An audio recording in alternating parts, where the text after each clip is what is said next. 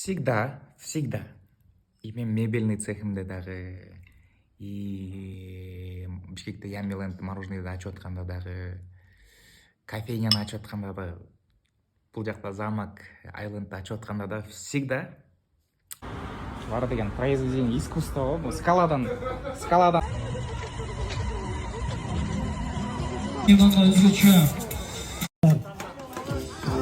срок боюнча ойлой турган сроктон, дайыма ашырасың. Типа монетизациясында уже ачылабыз дейсиң. Дайыма ашат да. Меники именно.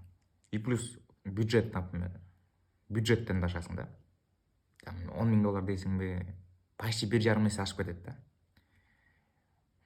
Дайыма ушул проблема бар да. Любой деле барбы билбейм, бирок именно менде бар да.